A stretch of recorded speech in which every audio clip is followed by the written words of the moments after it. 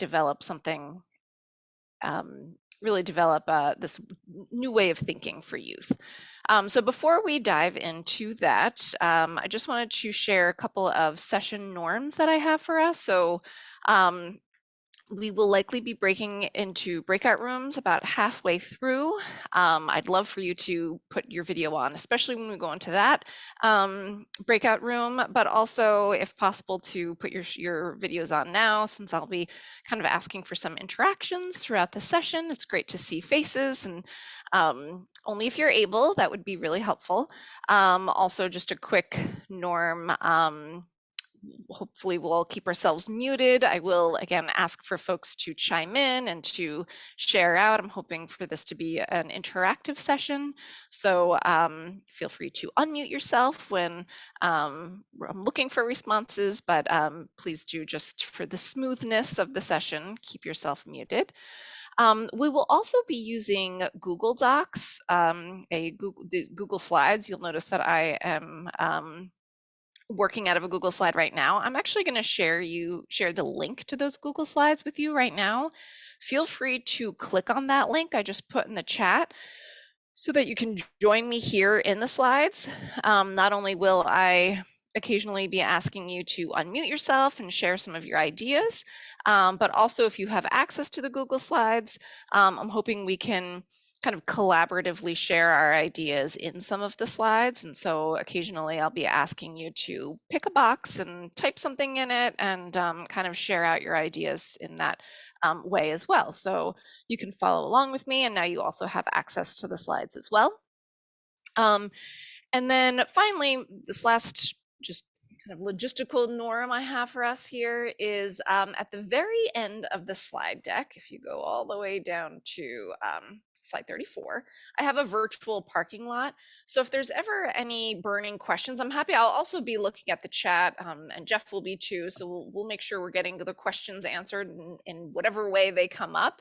But if you have kind of a burning question that you wanted me to maybe speak to at the end, you can either put it in the chat, or you can join me here in this last slide in the virtual parking lot and really just kind of type your own question here in our virtual parking lot. So feel free to use these slides to support your engagement throughout the session here.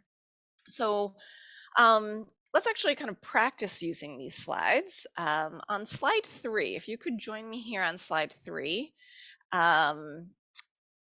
let's just kind of break the ice here. Since the whole session today is about nurturing an engineering mindset, just right off the bat, what do you think students might gain from doing engineering activities?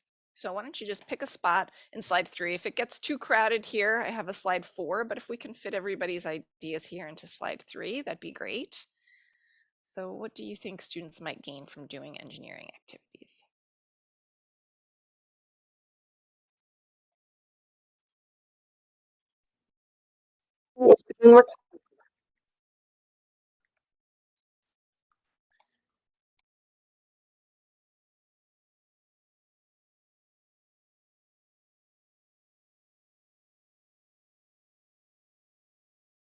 Great, I'm seeing a lot of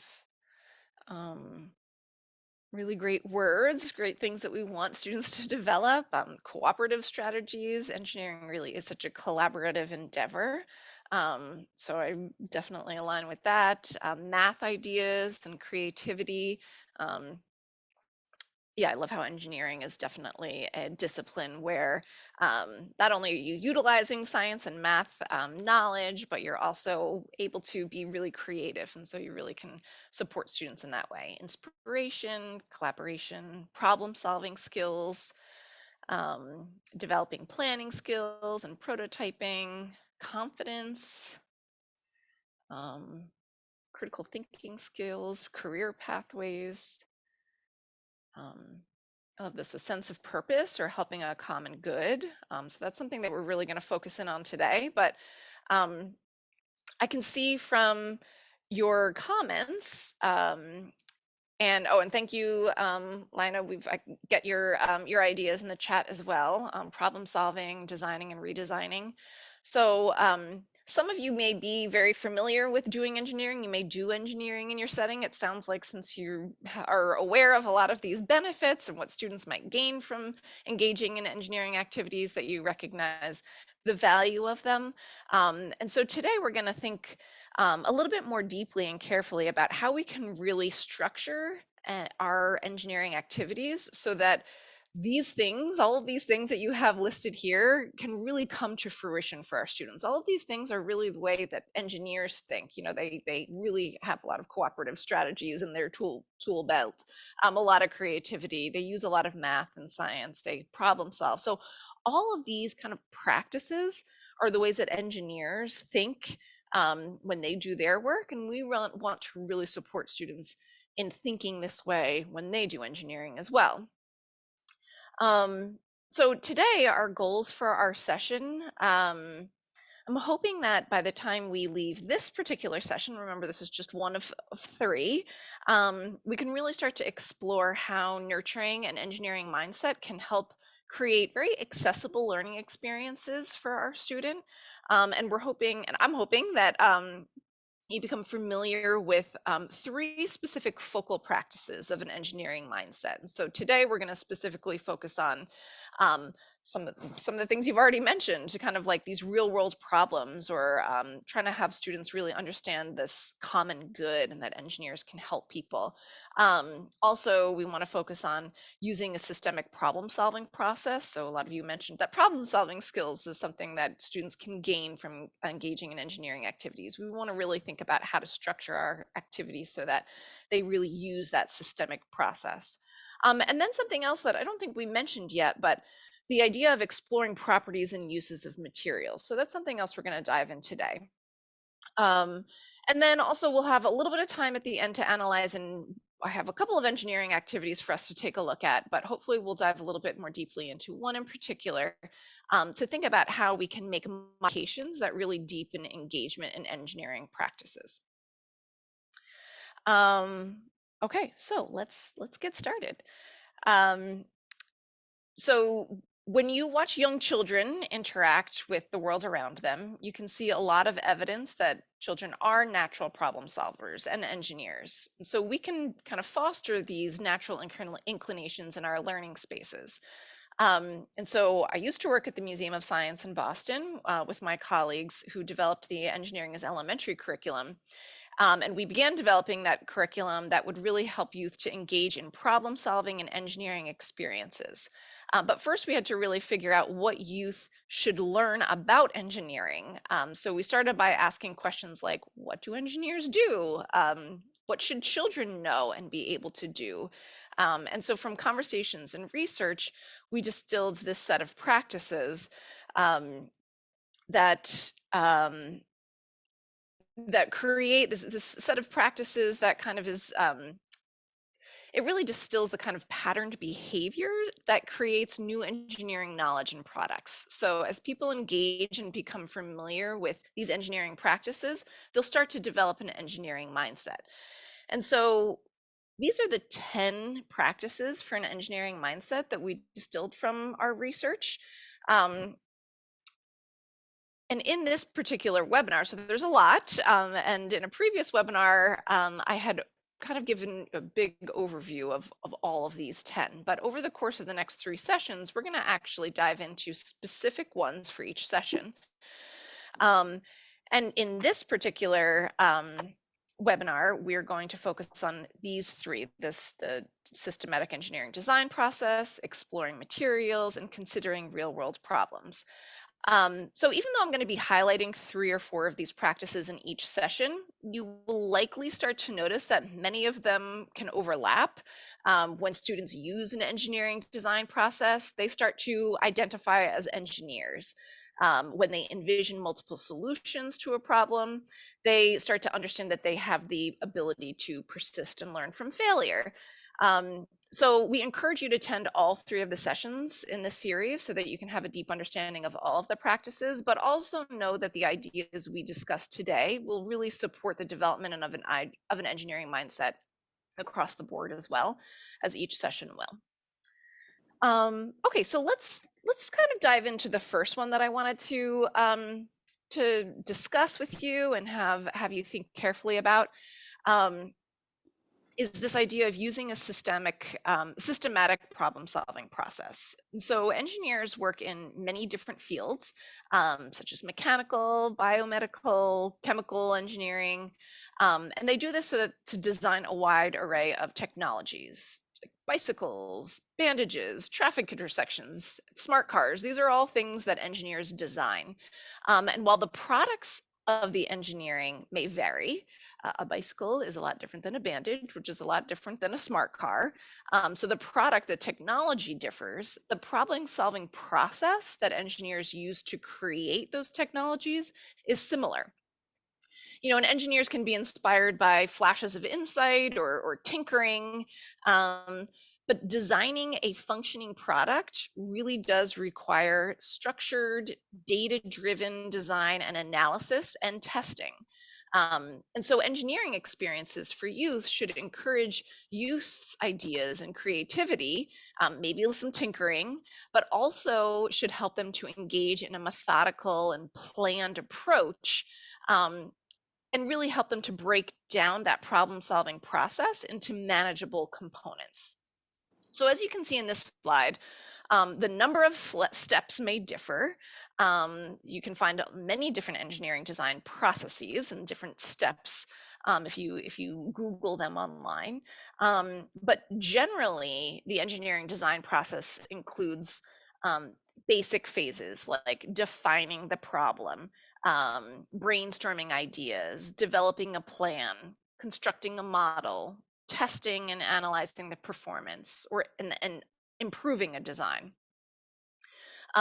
So the engineering design process really serves as a tool to guide and structure an activity for youth. It really helps to orient and focus the youth on the goal of that particular activity, and it helps to kind of situate that day's work into the larger project. And so it is kind of important to recognize that these phases are guideposts. They're not rigid steps. So in reality, youth are most likely going to move back and forth between phases. They may ask some questions and imagine some ideas, plan, create, but then maybe when they're in that create step, they'll realize this might not be going the way we're thinking. So we may need to go back to our imagination phase and, rethink our plan and ask more questions about that. So often students and youth and real engineers do jump back and forth between the phases. But in general, the engineering design processes are cyclical, they're iterative. Designs often don't function well initially, so redesigns and tweaks are needed to improve and optimize them, launching a whole other cycle of design. And technology itself evolves and changes over time. So many new products begin with an idea about how an existing technology might be modified to perform slightly better or different.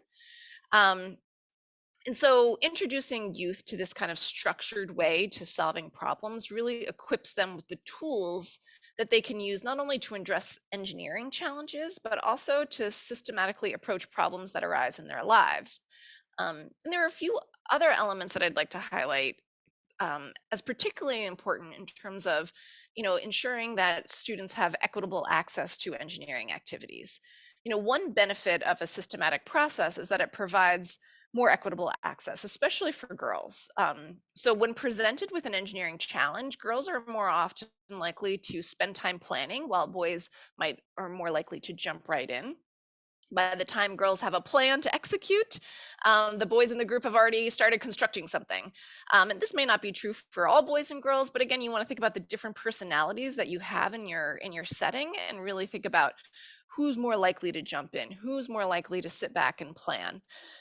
So even if students start to work and dive right in, the solution might not work, but it means that their ideas get priority. The students who jump right in, those are the ideas that get priority. So providing a process that explicitly provides time to think, time to brainstorm, time to imagine, allows girls and students typically underrepresented in STEM fields time to allows their ideas and approaches to be heard and considered. And it often also results in better solutions as well. And related to this, ensuring that students really view the engineering design process as iterative. That means they're not expected to come up with a final solution or even a solution that works the first time. They're going to be able to tweak things and make them better. So to innovate, engineers really need to think out of the box. And this process really allows students to take risks because they'll know they'll have time to go back and try again. Um, so now I want to just take a moment to pause here to allow us to really engage in this first practice that I've introduced here, to really consider how including a structured problem-solving process might impact your students. So first, I'd like you to just kind of put your learner hat on. So pretend that you're sitting in a room. I'm your educator, and I'm going to give you a challenge, an engineering challenge. So again, put your learner hat on. So I'm going to ask you, I would like you all to modify your challenge today is to modify a paper cup so that it can zip down a line and drop a marble onto a target. Now, go get your materials and get started. So I just want you to kind of pause right there. And my first question for you is, you can keep your learner hat on. How are you feeling right now? How would you feel if I or if an educator proposed this challenge for you? And at this point, I would ask for you to unmute yourself if you would like to share any reflections that you have about how you might feel if I propose that challenge to you to modify a paper cup so that it can zip down a line and drop a marble onto a target. How would you feel if you were proposed with that challenge? I'm definitely one of those planners, but I would also feel excited to have that freedom and not have that rigid structure, because like growing up, I tended to move through instructions very quickly. So to be told you must spend X amount of time planning before you can move on to the next step would really frustrate me. Yeah, no, I hear that. I think that's a very valid point. So there might be a fine line that you have here. So you're feeling like you might be excited to kind of jump in and tackle this and not necessarily be assigned, you have to plan for a few certain number of Right. Like if I were given a time frame to complete it in entirety, I would be in control of how long my planning stage would be, how long my action stage would be, and how long my like redesign stage would be as well. Nice, nice. Thank you, Natalie. Thank you for sharing. Would anybody else like to unmute themselves and just kind of their initial reactions? How might you feel if an educator just proposed that challenge to you? I'd feel like I didn't have enough information. What are the parameters? How big of a target? Where are the materials and what are we allowed to use? What are we allowed to do? Where is this zip line set up? How steep is it? How long is it? I'd want more information before I'd feel like I could jump in and get things going. Thanks, Jeff. So you're looking to ask a few more questions. Maybe you want some time there to ask a few more questions. Anybody else want to share? I'm like Natalie. I would have already been thinking about now what's going to be the problems here and what are some possible solutions to try. I would have already moving forward. Yeah, yeah. And I'm a dreamer. Yeah. I would look at it and say, oh, look how fun this could be, a marble, because I love marbles. But I put it in my head and start trying to create and maybe overcreate. I don't know. Right. Now, how about this? How might your students feel if you propose this challenge? Put yourself in your students' feel. Now we could take our learner hats on and maybe put our educator hats on. Just think about this from the perspective of some of your students, all of your students, one student in particular. How might you think they would feel if they were proposed this challenge? So I work at Explora, where we don't enforce rigid structure. We enforce like exploration and playing with those, making your own parameters. Are you going to decide to make it a 2 meter long zip line, or is it going to be a 2 foot zip line? So for a lot of the people who are visiting, those are who I view as my students, you know, they are going to probably feel freedom of being able to explore the boundaries of this minimalistic rule that they've been given. Mhm. Nice, thank you, Natalie. Anybody else want to share, kind of from a student perspective, from a learner perspective, how might your students feel? My students would feel challenged. Definitely. They'd want more information, like Jeff said. Yeah, more information. They'd have a lot of questions. Ren, would you like to share? Yeah, I think like I can envision a student who may have had some failures in the past and feel very intimidated about this project and the chances of succeeding at it. And so I would try to consider how I could have an option to break it into smaller steps or provide some small achievements along the way that student could feel like they're building their confidence towards a successful outcome. Thank you, Ren. That kind of brings me now to my third reflection question, is just thinking about like this structured problem solving process. So that how might a structured problem solving process impact your comfort level or even your students' comfort level in this learning environment? So any thoughts on, again, you may have an inclination to dive right in or to ask questions, or I think somebody just put in the chat, do I have to? So whatever your inclinations are, what do you think the addition of kind of like a time to ask questions, a time to brainstorm ideas, a time to plan, how might a structured problem solving process impact your comfort level or even your students' comfort level? I think in order to address every single type of learning style we've just talked about, sorry, I have a cold, is that you're going to have to say to the whole group, there'll be you guys that are really hot to get this started. I want you to take notes so you don't forget what you're thinking about. And then the rest of you that are inclined to do planning first, start a discussion with everybody and try to come up with a plan.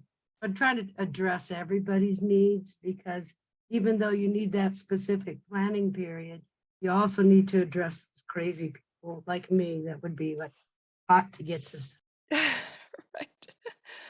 Right. I would certainly not call you a crazy person who's hot to get started, but just one of many types of people who approach engineering challenges in their own unique ways. Any other thoughts just about a structured problem solving process?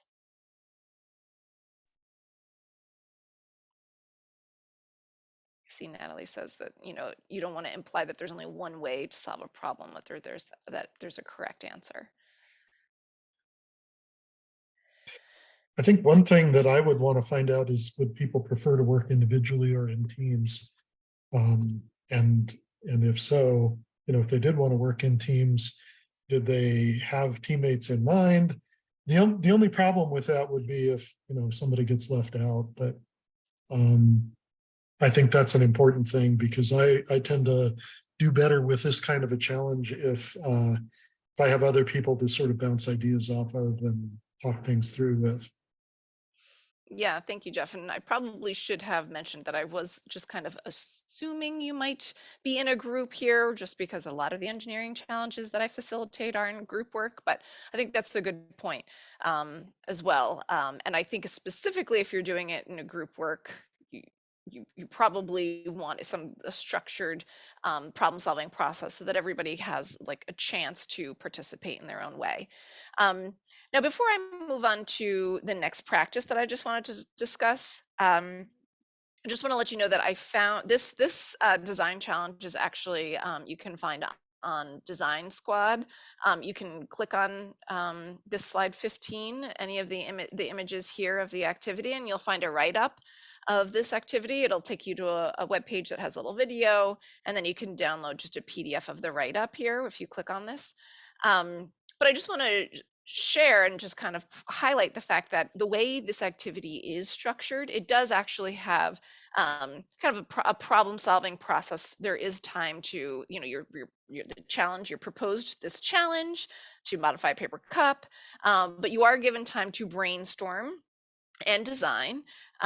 So there is like explicitly a chance to brainstorm, there's explicitly a chance to build, to test, evaluate, and redesign. So this is actually a pretty common structure that you'll find on the Design Squad challenges. If you go to this website, there are a lot of different challenges there. But I just wanted to share that this challenge does actually have kind of a structured problem-solving process that the activities are kind of based around. And you're welcome to click on that and see what that looks like on the website and, you know, in the more fully formed version of it. But the next practice I wanted to highlight is something that I saw in our what you thought students might gain from engaging in engineering challenges, and that was that you know, this idea of the common good and really thinking about trying to help people around them. And so engineers consider real world problems, and youth really should too. So to help youth develop the practice of thinking about problems like in context, the engineering challenges they're asked to solve should focus on real world problems. So compelling, relevant contexts. The engineering the compelling context can really motivate youth to help them connect the work that they're doing with real life. And engineering solutions for problems youth personally have encountered or that exist in their communities can really be particularly meaningful. Highlighting the significance of the problem, encouraging youth to consider both how their proposed solution functions and its implications for the future can really help to pique youth's interest and engagement. And this can be different for different settings, different ages. You know, you could in preschool, if you're dealing with little ones, you know, you could have a simple puppet that provides a friendly face while asking students for their help in solving problems. In elementary school, like an illustrated comic featuring a child who encounters a problem might provide background. After school, middle school, videos of real engineers in their workplaces or articles of engineers really tackling problems and the challenges they face can really connect youth with the why of the activity. And so for many challenges, a quick internet search can really surface articles about how engineers engaged in related problems somewhere in the world that can help to situate youth activities in a larger real world context. And even it doesn't even necessarily have to be how engineers are engaged in related problems, but just situating the actual problem that you're trying to solve in a real world scenario.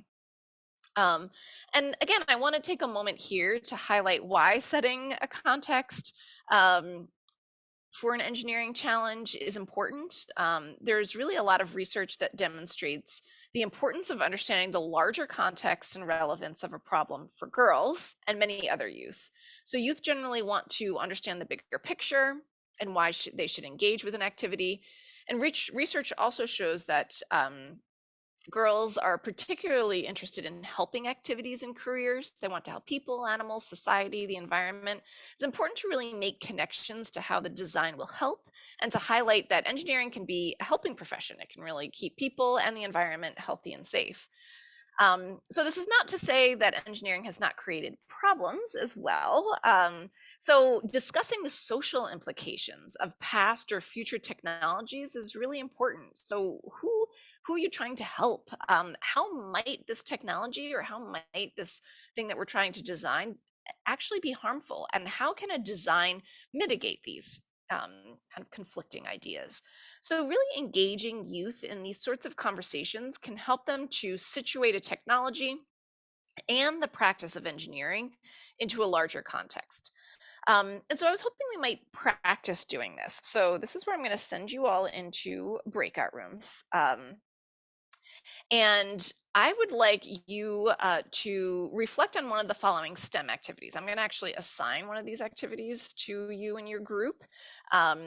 But I want you to think about either, I will assign you either a design a parachute, design a floating raft, design a paper tower, design a windmill. So all of these are kind of common engineering challenges that you might find if you Google STEM challenges or engineering challenges. So they are pretty common challenges.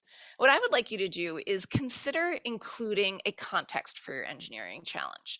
So think about, is there something real world that might be relevant to a parachute challenge, or to a raft floating challenge, or to a paper tower challenge? Do you think that context, do you think that real world application would be relevant and maybe even meaningful to your students? And then also just kind of think about, like, does it relate to the challenge itself? You know, does it really enhance the STEM challenge? You want to kind of think, when you're looking at design challenges online or wherever you find your activities that you do, let's just really try and think about how we can connect this to the real world in a meaningful way that your students will find relevant. So I'm going to create breakout rooms here. You will hopefully see, I think, in room 1. So Sherry, I'm just going to put label one name here. Room 1. Oh, actually, I can rename you. Room 1 is going to be parachutes. Room 2, you will be a raft challenge. You're going to be the raft challenge. Room 3, and in room 2, we have Christian and Laura. In room 3, you're going to be the paper tower challenge. And in room 4, and that's with Angela and Johnny. And in room 4, you're going to be my windmill challenge. And that has Charlene and Molly. So I'm going to open these rooms. I'm going to give you about 3 minutes. This is just kind of like a brainstorming. If you have time to go Google something, that's fine too. But really just try and think about these questions. And if you can kind of ask someone in your breakout room to join me on slide 20 here, and just jot down some ideas you have about including a real world context that might be relevant to your students for a parachute. So if you're in the parachute group, jot down any ideas you have here, for the floating raft, paper tower, and windmill. So again, I'm going to give you about 3 to 5 minutes in your breakout rooms. And does anybody have any questions before I open the rooms? Okay. All right, so I'm going to open the rooms and I will see you back here in about 4 minutes. Hello, welcome back. It's always good to hear somebody referencing the systematic problem-solving process when you come back from a breakout room. It means everybody's been on task, so that's great. Thank you. Yeah, I think I'm still sharing my screen here. There's so many great ideas we have here. Would anybody like to share some ideas you had about really trying to support this idea of this practice of really trying to connect engineering challenges to the real world, to really situate that into a relevant and meaningful context for youth? Does anybody want to share out their ideas? I see a lot of great ones here.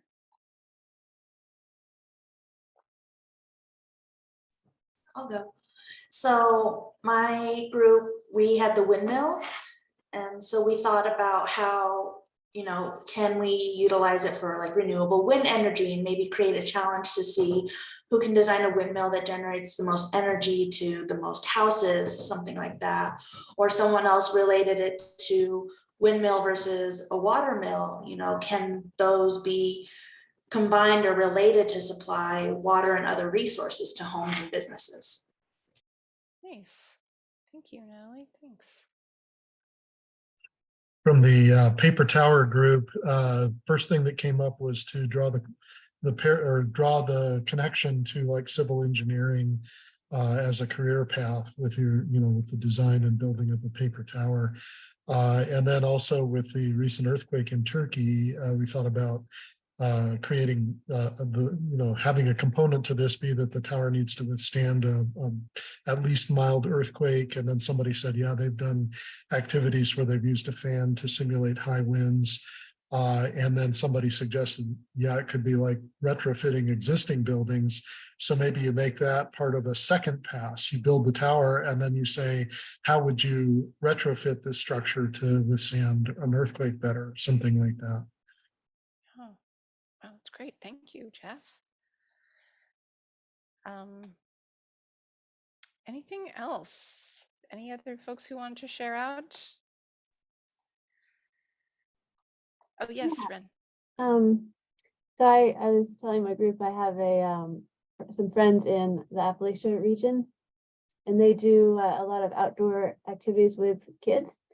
And they found that they can really create a lot of buy-in when they're fantasy characters. So they dress up in like troll costumes and all these things that they've made to really create a story for the students. That's a fantasy story. And even though it's not necessarily a real life problem, sometimes that creation of a story can really bring students in that might not otherwise really engage with a kind of a stressful real life problem like energy crisis or something that has a lot of like weight to it. So in this sense, like creating a story about how we need a way to crush these berries so that the dragon can eat, and then if we produce enough berries that are crushed, then we can actually build a dragon or draw a picture of a dragon or something. So it's almost like a video game in a way, because you have to complete one step to do another. And so that was my thought about like a windmill, or it could be any of these activities really.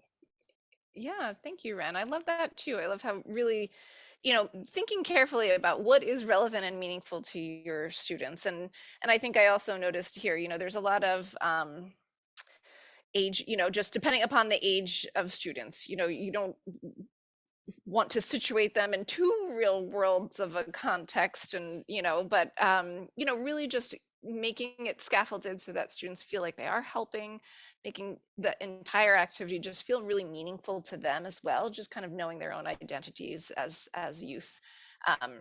So I appreciate that, not necessarily real world example.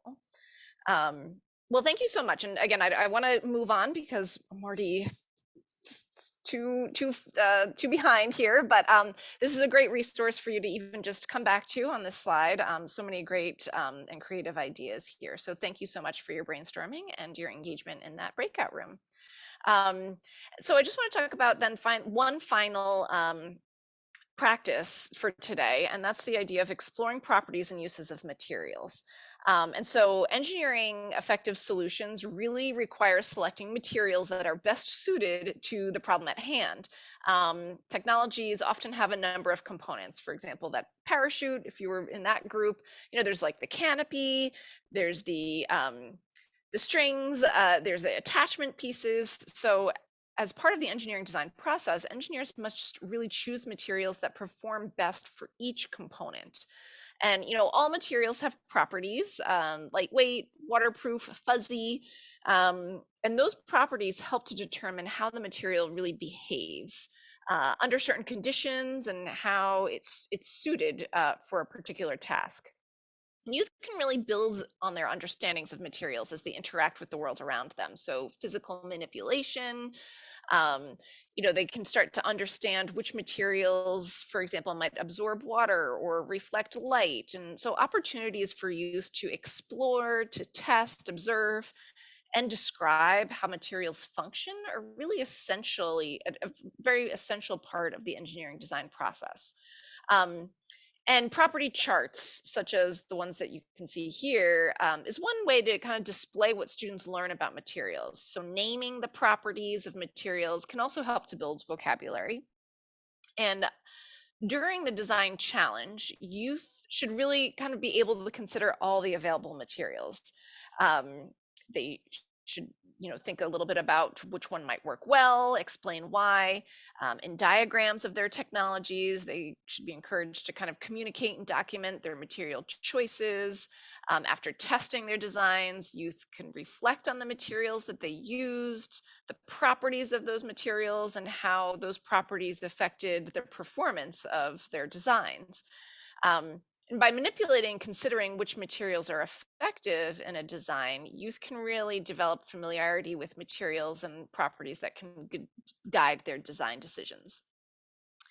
And so I want to again just take a moment to think about how some of the features of this practice relates to ensuring, again, like the accessibility, that all students have access to developing this engineering mindset.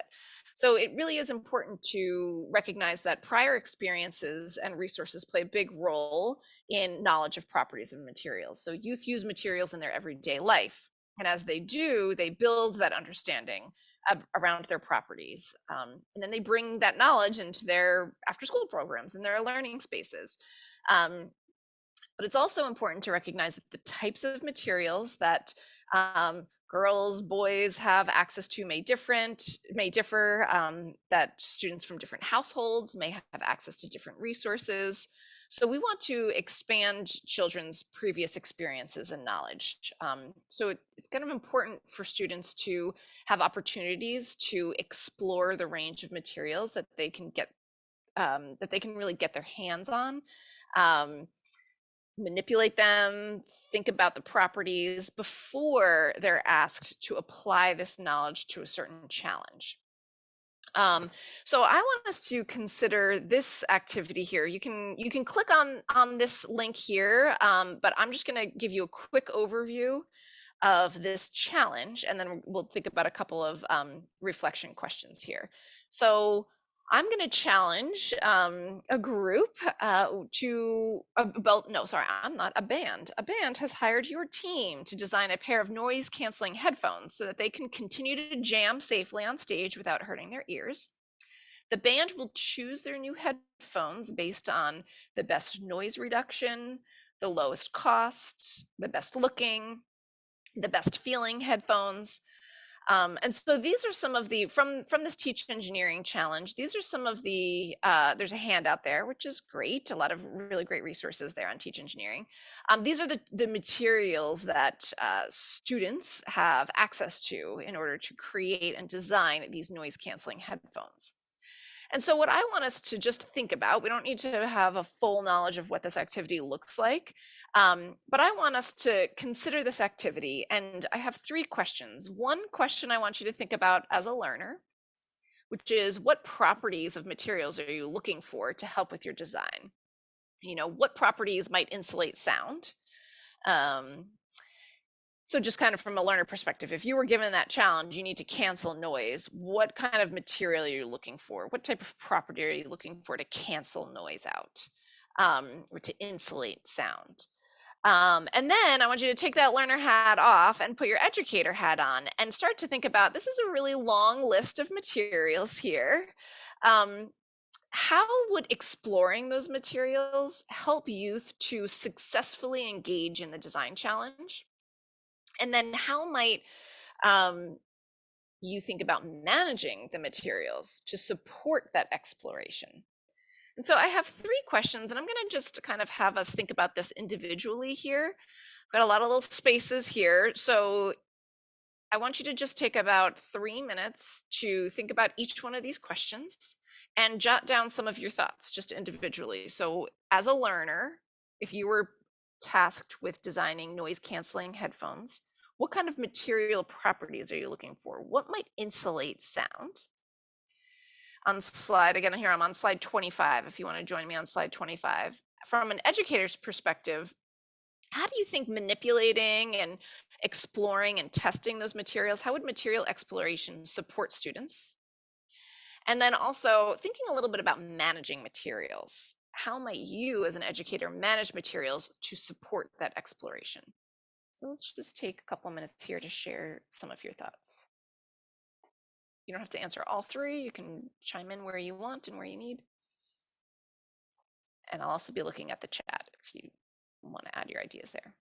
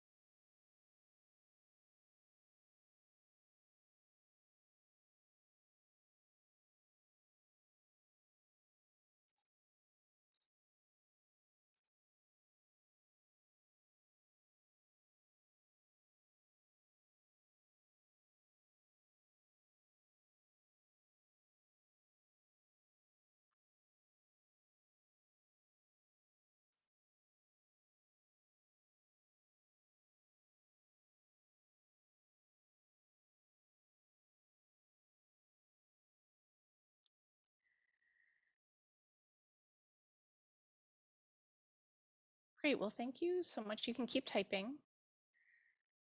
I'm loving our learner hats on and thinking about the types of materials that you might want in this kind of scenario. Thinking about soft and porous so that it can absorb the sound. But I like this idea. You want it to be muffled so that it doesn't damage your eardrums, but you also want it to represent the music properly. So you want to be able to hear what is being played. Lightweight, air pockets for insulation, thinking about environmental sustainability of materials.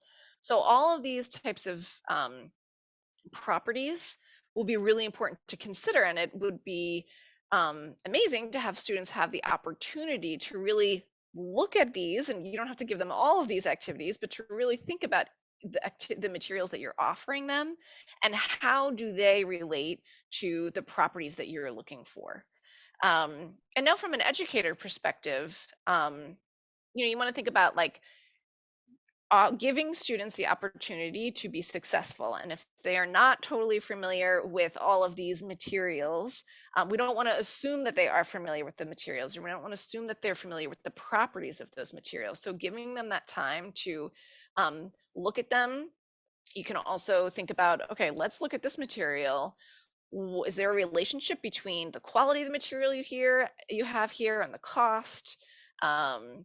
There are materials that are familiar and easy to buy, so you do want to kind of think about materials that students can maybe go home and keep designing their noise canceling headphones. So easily accessible materials are also great. Also really allowing them to learn about materials' physical and chemical properties. And then thank you again for all of your ideas here. Thinking a lot about managing those materials. So I just want to quickly go to this next slide, slide 26, to just kind of think about, these are just some of the questions to think about, especially when you want to give students the opportunity to explore materials before they start diving in and building with them. You want to think about, okay, prior to the activity, what are you going to need? How are you going to organize it? How are you going to distribute it? A lot of times when I'm doing challenges, I give students just like a little square of one of the materials so that they can just touch it and manipulate it and think about its properties. So maybe you'll have like a sample bag of materials, and then you might have a material table. Those might be different. Think about what's consumable, what's not consumable. You want to think about during the activity, encouraging you to explore those materials, but depending upon those materials, obviously safety is priority. And then after the activity, what are you going to need for later? Where are you going to store these materials? How can we do it better next time? So these are just some of the logistical, doing material intensive engineering challenges can be challenging, and just making sure that you have a process and you've kind of thought through how to manage those materials so that students have opportunities to explore them is really helpful and allows for as seamless as possible experience for youth as they engage in these engineering challenges. Okay, so I wanted to just kind of recap. I've highlighted just 3 of these engineering practices. We've talked, actually, sounds like I've heard a lot of these other ones referenced in some of our notes and some of our conversations. So you can see how they all overlap. But today we've just kind of focused in on these 3: the systematic problem solving process, the properties of materials, real world problems, trying to create these contexts for students. And so we don't have time to do my last activity here. I really appreciate all the engagement and interactions we've had. But I do want to just have you think a little bit about an activity that you're already planning to do. Or if you're looking for an activity, I have an activity here for you to think about, the seismic shakeup. We've already actually kind of talked a little bit about engineering earthquake-proof buildings. But when you're going to implement and to facilitate an engineering challenge, or if you're looking for new challenges, I want you to think a little bit about what are you looking for in an activity that will foster an engineering mindset. And specifically, I want us to just think about these first 3 focal practices that we've talked about today. And then also when you're looking and finding activities, how can you modify an activity so that it includes more opportunities for youth to engage in developing an engineering mindset?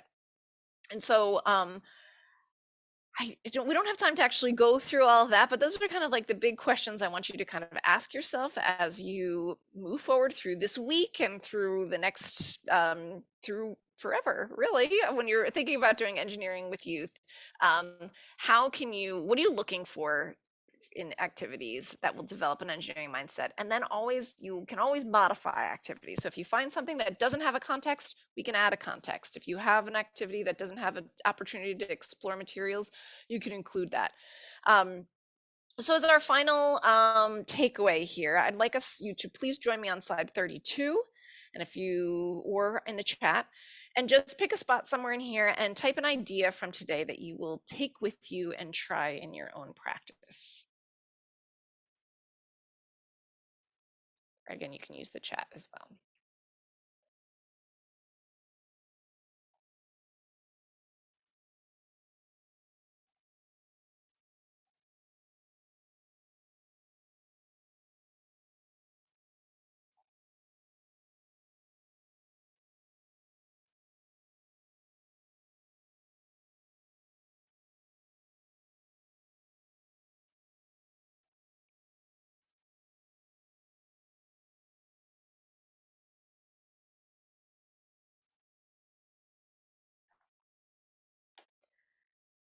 Well, again, thank you so much. Please keep writing, because this is just such a great resource for all of us to come back to, especially as we go through the remaining 2 sessions. I just wanted to also adjourn for those who need to go. I want to respect your time, but also give folks, I'm here for questions. This is my email if you would like to email me, or if you have a question that you would like to ask and you have a moment, an extra minute or 2 to ask, I'm also here. But thank you so much, and I really appreciate all of your takeaways. It's very exciting to see these ideas that you're going to take away. And this is Jeff. I'll just throw in, thank you very much to Shannon for this presentation. I really love how you do the interactive slides, how you share those out and provide spaces for people to type in. That really helps to make it a lot more interactive without necessarily having to rely on breakout rooms, which can sometimes be awkward if you have a shy group or whatever.